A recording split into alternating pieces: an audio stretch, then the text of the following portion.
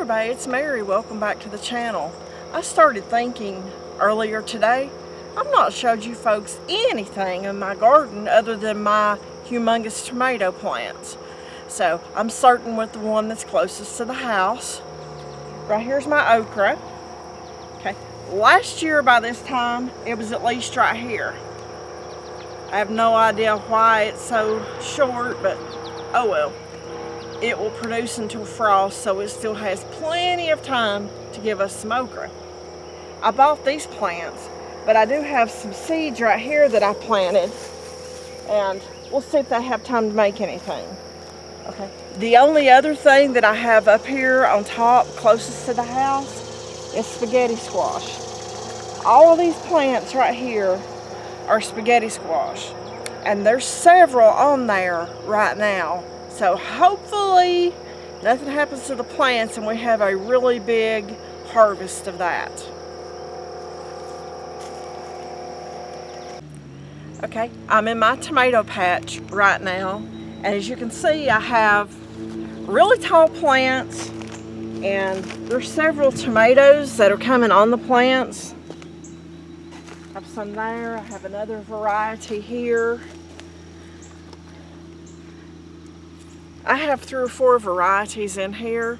It's seeds that my mom has saved over the years.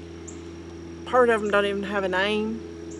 But hey, we keep those seeds because, folks, these cattle panels are 4 foot tall.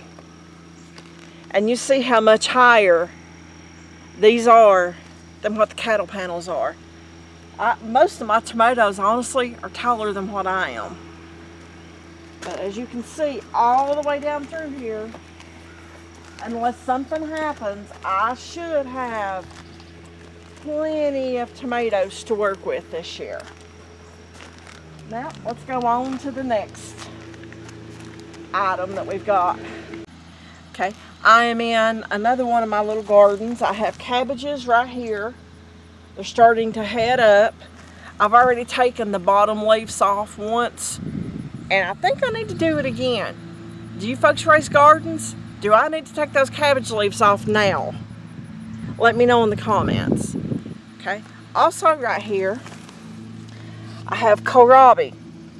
This is the first time that we've grown kohlrabi, and I have 2 of them that are really huge. So in the next day or so, I will be taking those kohlrabi plants out and having some nice salads.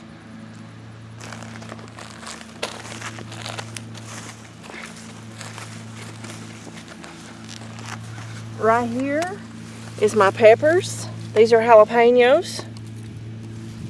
So they're starting to get a pretty good size.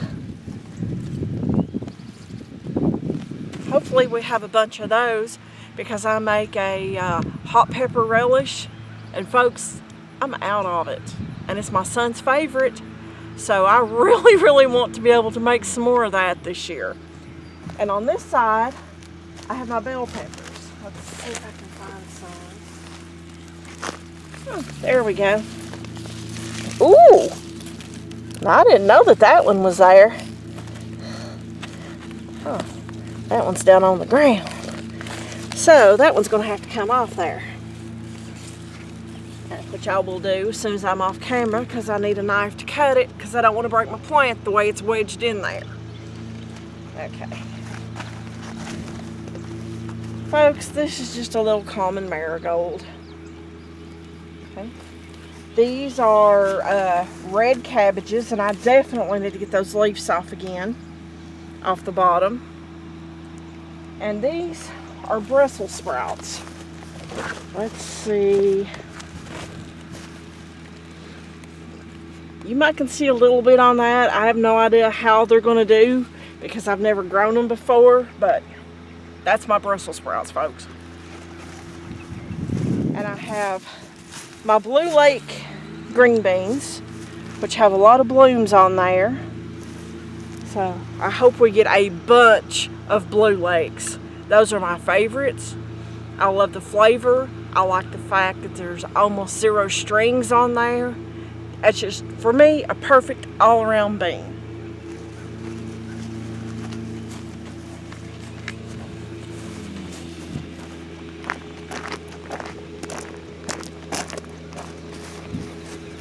Okay, on this fence row right here is half runners. Okay, why do I have 2 varieties of green beans? It's very simple. My dad, who is in his mid-80s, doesn't like anything but half runners. So what do? I plant some half runners for my dad. But putting them on this cattle panel, they're vining up, and it's going to be really easy to pick them since they are a vining bean. And there's blooms on these as well. So I hope Dad has the opportunity to have a lot of beans off of this.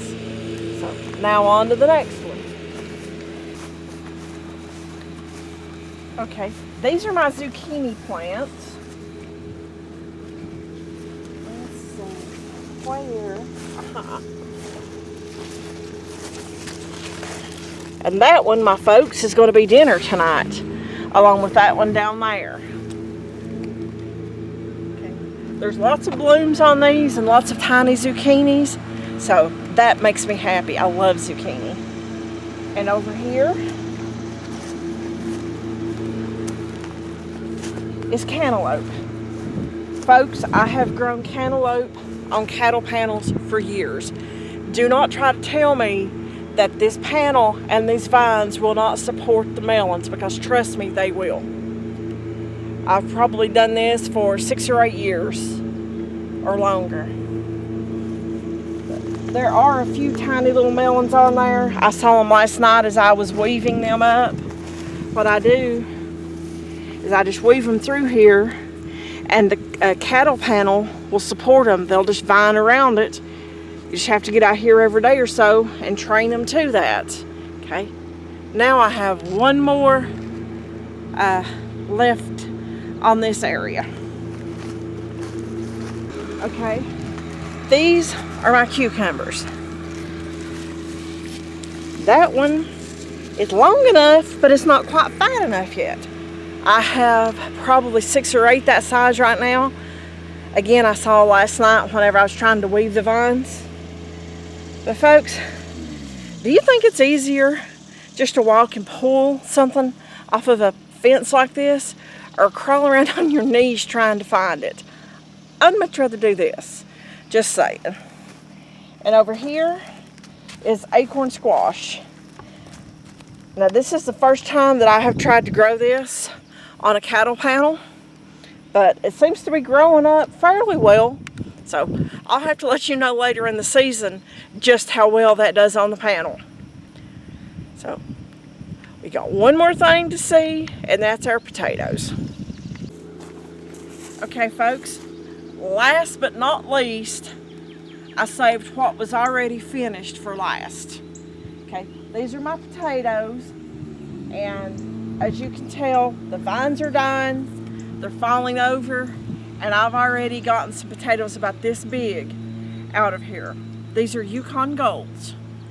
So as we do a potato harvest, folks, I will show you more of that, but that's my garden for early July of 23.